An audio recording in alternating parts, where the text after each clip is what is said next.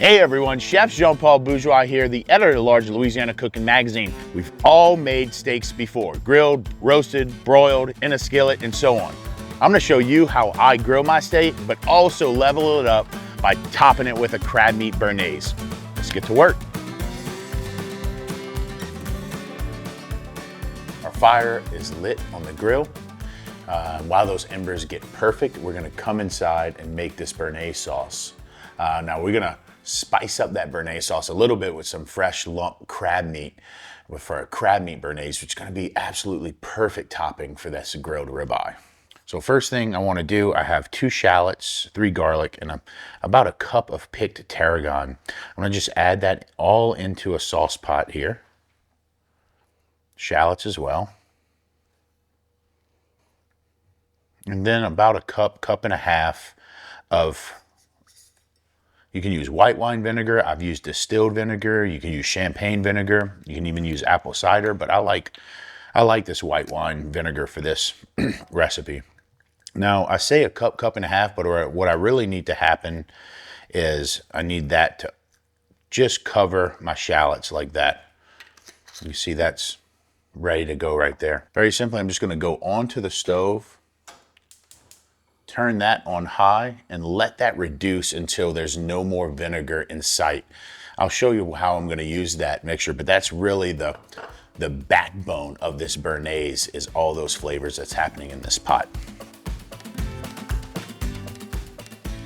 So while our vinegar mixture reduces, I'm gonna start on the bernaise side of it, which is essentially egg yolks, butter, and a few other ingredients to make an emulsification. All right, so we have egg yolks in here. I'm gonna add, that's 4 egg yolks. I'm gonna add the juice of 1 lemon right over the top. Add about a teaspoon of Dijon mustard. Just a little bit of warm water to start that emulsification, just like that. And then the trick is, whether you're making this in a food processor like this, or you have a stick blender, or you're doing it by hand, you want to get good whipped yolks that are creamy and almost double in size during this process before you start adding your hot butter. You can already see, if I open this up, how the yolks have become pale, right? Pale and frothy. We're going to continue that. We want to continue to get frothy and actually even paler.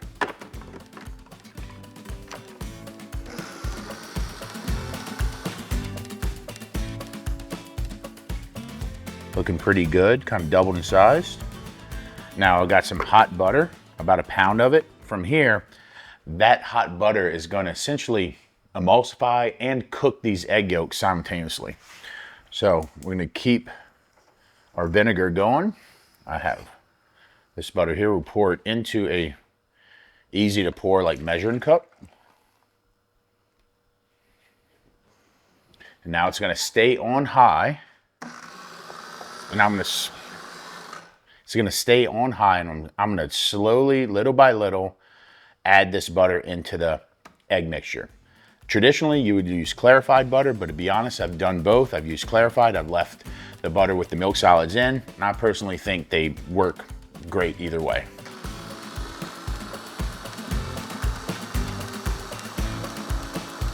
All right, so our bernaise is about ready to apply the finishing touches, but let's take a little moment and talk about crab. Now this is lump crab meat. There's steps above of jumbo lump crab meat. This is about $25 a pound. This is the real deal stuff. This is, if you're gonna put the effort in to go to the store or go to your butcher and spend the money on a good steak and put in the effort to make this bernaise, you wanna go put in the effort and find good crab meat. This is fresh crab picked in Alabama.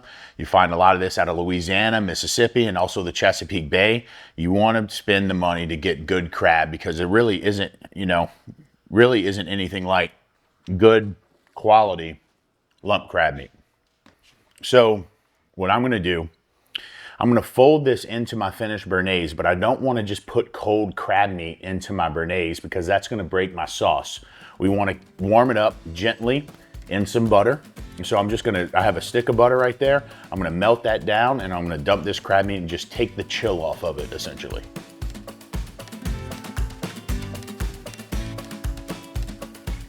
All right, so you can see there's just a little bit of residual liquid in there, and that's okay. I'm trying to drain a little bit of that liquid out. I'm gonna go right into my cutting board, like so. Every little bit of shallot and garlic and tarragon out of there. And then we'll just give it a nice chop. And this is what's gonna season our Béarnaise sauce.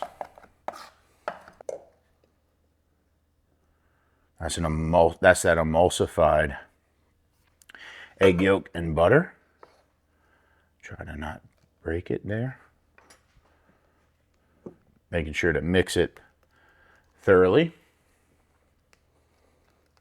You can season with a little salt here, just a pinch. Fresh black pepper.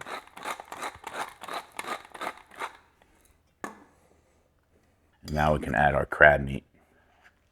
Just make sure it's not too hot. It's good. Send our crab right into that sauce. This is obviously a lot of Béarnaise, and when you're making it in a food processor like I did, you need to make it a lot so that blade makes contact to the bottom and makes that emulsification. So you could cut it in half and make it by hand, or if you have a burr mixer, you might better fit it in that, or you can just save it for later. It does cool down really nicely, and it becomes really creamy, and then it's in a phenomenal sandwich spread, whether that be burgers, ham sandwiches, turkey sandwiches, BLTs. It makes for a really good day after sandwich spread. So, I mean, if you're gonna follow this recipe, make sure you're grilling enough steaks for you, your family, your friends. It's a Super Bowl or something like that, and it makes it's a really good recipe for something like that when you're cooking for a bunch of people. My embers are hot. I started them about 30-45 minutes ago. They're white hot. My sweet potatoes are already roasting in those coals, but that's for another video and another recipe. So I'm gonna season my steak very simply with salt and pepper. I'm gonna go pretty liberally with salt and a good sprinkle of black pepper. Some people rub oil on their steaks. I don't.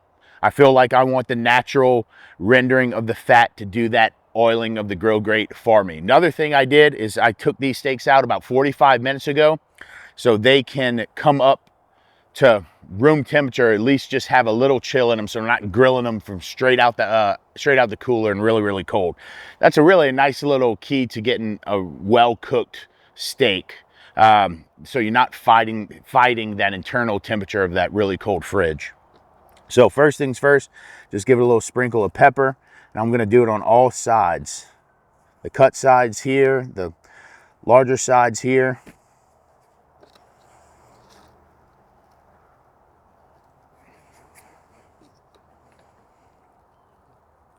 Fair amount. I like a good black pepper on my steak, but then I'm gonna really hit it with this salt pretty good.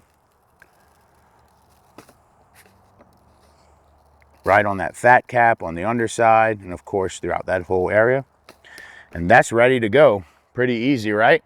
Now, if you take a look at my coal bed here, when you're grilling over hot charcoal, especially steak, I got my grill set all the way down. I got a pile of white hot coals right there. That's what I'm looking for when I'm grilling a steak. Hot and fast. I want to get that exterior piece of the steak nice and crusty while still maintaining a mid-rare medium internal temperature. No need to mess around with them much. I'm gonna let them grill over the coals. I'm gonna get a pair of tongs, flip them once, maybe twice, and then we're good to go.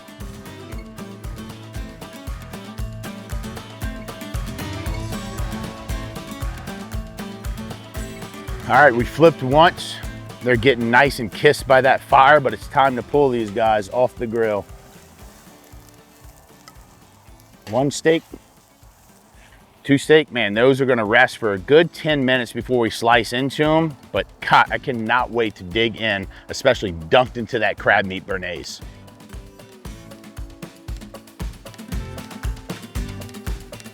We've now combined two of my favorite proteins, and that is a ribeye and crab. And to plus it up, we got a béarnaise sauce folded into all that mess. Let's give it a shot, man. It looks good, it smells good, but there's only one thing that matters.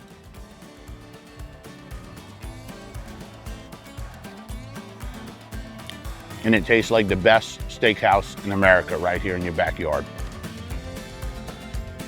Next time you're thinking about grilling a ribeye, I suggest you think about making a béarnaise sauce to go with it. And better yet, add some crab meat to that béarnaise. You and your guests won't regret it.